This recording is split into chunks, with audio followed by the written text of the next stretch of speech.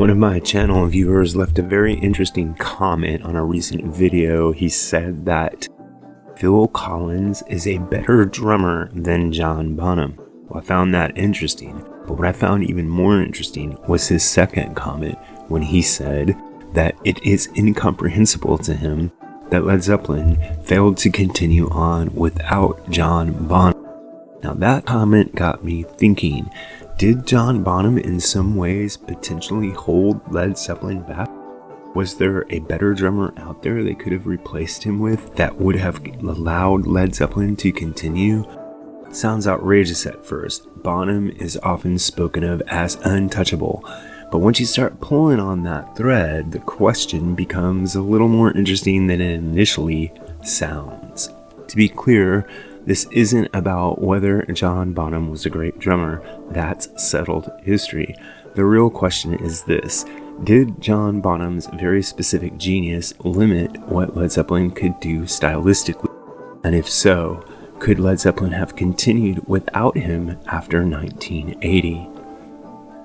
Bonham wasn't just a timekeeper. He wasn't even just a powerhouse. He was a gravitational force inside Led Zeppelin.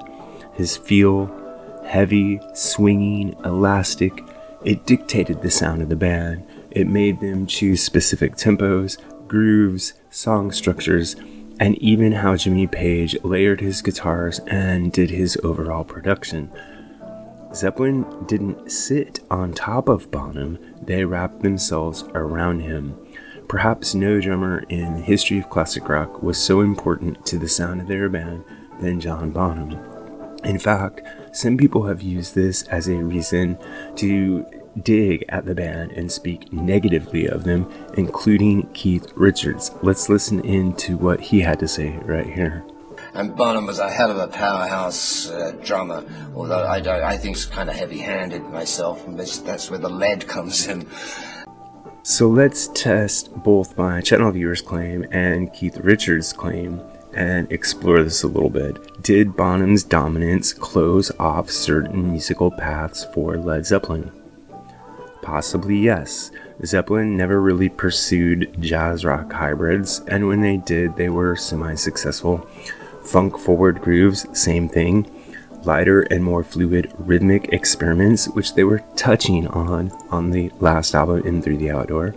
Bonham could swing, but it was his kind of swing. It wasn't necessarily flexible or neutral. It was always Bonham. In that sense, my channel viewer might be right in terms of his strength, narrowing the band's options just a bit. But here's the irony. If Bonham held Led Zeppelin back in any way, it's only because his musical identity was so strong that the band bent around it, not the other way around. And that's not a flaw. That's actually power.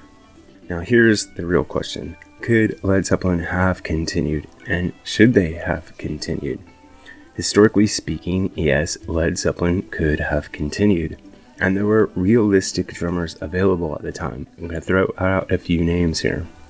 Phil Collins, who understood space and atmosphere and songcraft and was also, believe it or not, well known as an improvisational musician and could go along with the jams during live sets with Zeppelin. This didn't work out, of course, at the Live Aid show, but speaking in terms of becoming a full-time replacement, he may have found his groove with Zeppelin and added that dimension. Another possibility was Simon Kirke, whose understated groove could have opened new directions for Zeppelin. Of course, there's Cozy Powell, who was kind of a Bonham-like drummer, but would have been able to give Zeppelin more of a straight-ahead power groove. And then, of course, Carmine Appice, a proven hard rock giant who's rumored to have offered himself as a replacement to Bonham shortly after Bonham's death, and who also claims to have inspired a lot of what Bonham did with his early sound and how he put together his drum kit. Now, each one of these drummers could have kept the band functioning, but every option would have changed Led Zeppelin's center of gravity. So if you remove John Bonham, you don't just lose the drum sound and the power, you lose the tension between swing and force, and you lose the rhythmic authority that made Zeppelin sound the way they did, even at slow tempos. So Zeppelin without Bonham would probably still be good, but it would not be the band that we know and love. Robert Plant once said that without Bonham, Led Zeppelin would have been, quote, about half as successful, end quote. And honestly, I see no reason to argue with that. My channel viewer was right in this sense. Zeppelin could have gone on, and Bonham's presence did close off certain paths. But if you brought in another drummer, even a better drummer, someone like Neil Peart, for example, it would have changed the trajectory of the band. Yes, there would be a good band there. It would probably still sound a little bit like the Led Zeppelin that we know. But in the final analysis, even with a better technical drummer, even with a drummer who is equally powerful, you could never recapture the guts of Led Zeppelin as we know it. They simply would be gone. And at that point, you're not continuing Led Zeppelin, you're starting something new. So here's my question for you. Do you think that there are certain musicians who are so defining in their band that replacing them is basically impossible? I would say with Led Zeppelin, it was every member of the band.